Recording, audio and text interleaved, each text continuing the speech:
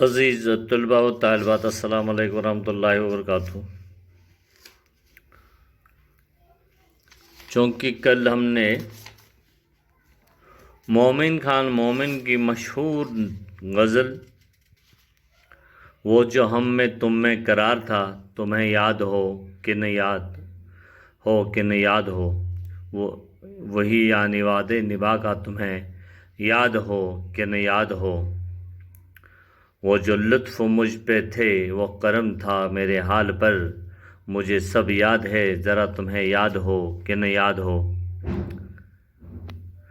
جسے آپ گنتے تھے آشنا، جسے آپ کہتے تھے با وفا، میں وہی ہوں مومن مبتلا، تمہیں یاد ہو کہ نہ یاد ہو۔ کل اس مشہور غزل کی ہم نے کوشش کری تھی ان کے اشعاروں کی تشریح۔ آج سب سے پہلے اس کے مشقی سوالات جو ہیں اس پہ بات کرنے کی کوشش کریں گے۔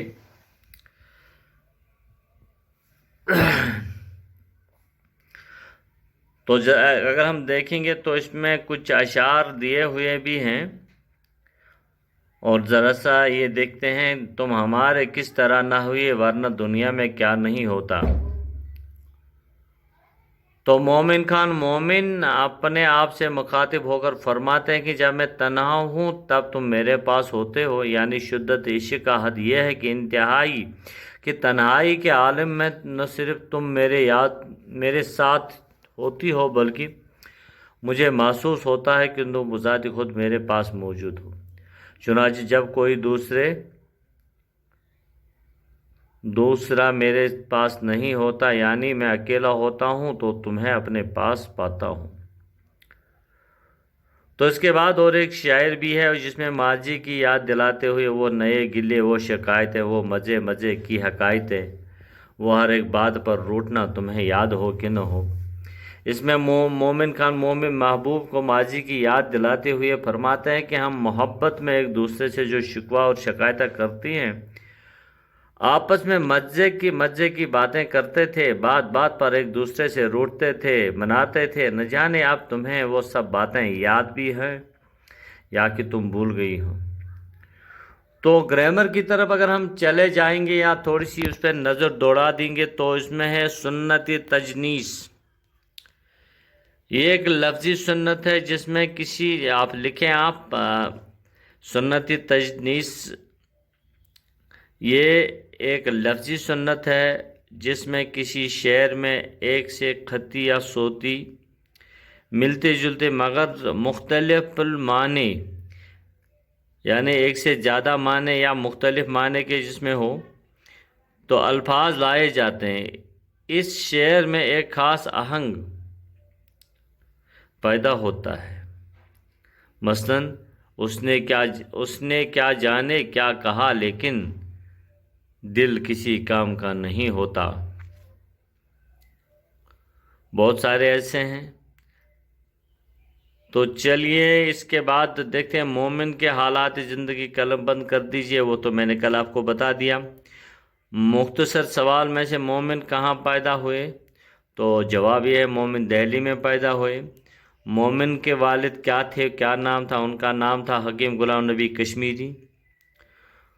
مومن کو شاعری کے علاوہ کس چیز میں کمال تھا؟ جیسے کہ کل میں نے کہا تھا کہ مومن کو علم طب حکیم بھی تھے مومن، اور علم نجوم میں بھی کمال حاصل تھا۔ تو مومن کی شاعری میں کون سا رنگ غالب نظر آتا ہے؟ یہ اہم سی بات ہے، تو سبھی آپ جانتے ہیں کہ مومن کی شاعری میں عشق کی مجازی کا رنگ نظر آتا ہے۔ اس کے بعد سن پیدائش مومن کا ہے، وہ تو آپ جانتے ہیں کہ مومن کا سن پیدائش جو ہے 1800 ہے اور سن وفات 52 ہے۔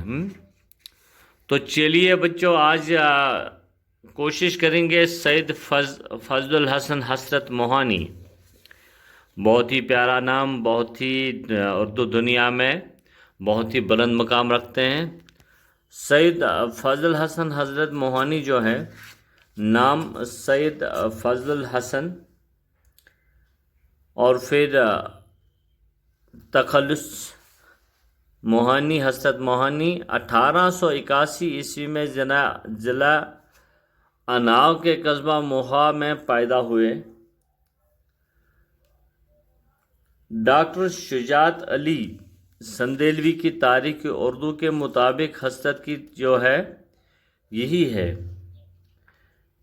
कि हसरत मोहानी उनकी जो जाई पैदाश है वो से इक्तिफा करते हैं और फिर 1858 ईस्वी है और अपने दौर के दस्तूर के मुताबिक अरबी और फ़ारसी की तालीम जो है वो इब्तिदाई तालीम जिसे हम कहते हैं घर से ही पढ़ी है। कुरान मजीद पढ़ने के अलावा दीगर उलूम में भी उन्हें कमाल हासिल था। फिर फ़तेहपुर चले गए, वहाँ से मैट्रिक का इंटरनेट पास किया, यहाँ से अलीगढ़ चले गए और 1903 ईस्वी में बीए की डिग्री हासिल की। अलीगढ़ में तालीम हासिल के दौरान उनकी मुलाकात मौलाना शौकत अली, सजाद हैदर यल्दरम, सैयद अबू मोहम्मद खान बहादुर जैसे अदबी शख्सियत से हुई। हसरत अंजुमन उर्दू मौला में पहले मेंबर और बाद में सेक्रेटरी के तौर पर काम करते रहे। इस रिसाले में उनकी पुरजोश तहरीरें भी छपी, यानी कि जब उनकी तहरीरें छपी तो हुकूमत वक़्त जो थी अंग्रेज़ की हुकूमत थी उस पर इनसे नाराज़ हुई। हसरत मोहानी की शादी निशातुन्निसा से हुई। ये लगभग 1899 ईस्वी में हुई। उन्हें बचपन से ही शेर व शायरी का शौक़ था। जलाल लखनवी की शागिर्द रहे। शायरी के अलावा उन्हें सियासत से भी बहुत दिलचस्पी थी। आप ऑल इंडिया कांग्रेस कमेटी के मेंबर भी रहे। आपने हिंदुस्तान की तहरीक आज़ादी में बढ़ चढ़ कर हिस्सा लिया और 1930 ईस्वी से कबल ही कांग्रेस के पहले इजलास में हिंदुस्तान की मुकम्मल आज़ादी का रिजोल्यूशन भी पेश किया। हसरत मोहानी ने 1930 से कबल ही कांग्रेस के पहले इजलास में हिंदुस्तान की मुकम्मल आज़ादी का रिजोल्यूशन पेश किया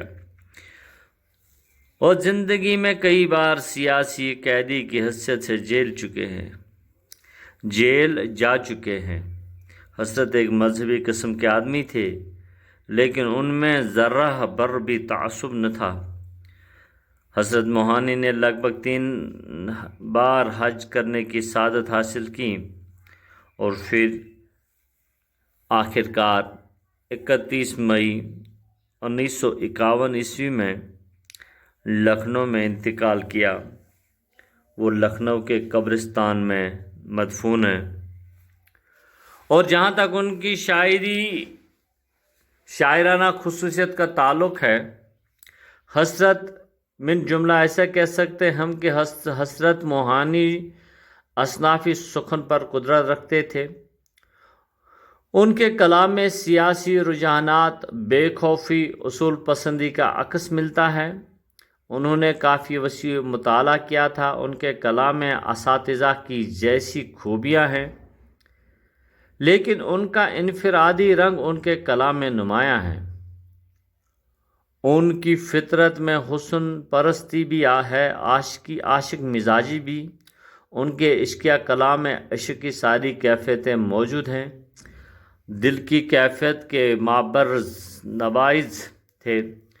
इश्क को वो हज़ार जाविये और हर पहलू से पेश करते थे। कभी कभी इस हद तक भी पहुंच जाते हैं कि हज़रत के कलाम की नुमायाँ खुसूसियत सही और सच्चे जज्बात, सियासत व मज़हब की तर्जमानी, आज़ादी की तड़प, इश्किया जज्बात और एहसासात की तस्वीर कशी और तसव्वुफ़ की मिठास भी है। यानी कि ये सब चीज़ें उनके शायरी में हमें मिलते हैं। उनके कलाम में लखनवी ज़बान का रंग छाया हुआ है। वो अपने अशार में फसी और ख़ूबसूरत अल्फाज इस्तेमाल करते हैं। उनकी तरकीबें जो हैं وہ بہت ہی دلکش اور حسین ہیں، ان کے بہرے مترنم ہیں، ان کے کلام کلیات حسرت کے نام سے شائع ہو چکا ہے۔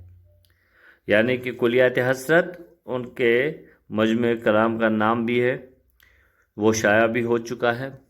عزیز طلباء و طالبات، آج اتنا ہی، کل اس کی غزل ایک پہ بات کرنے کی کوشش کریں گے۔ اللہ حافظ۔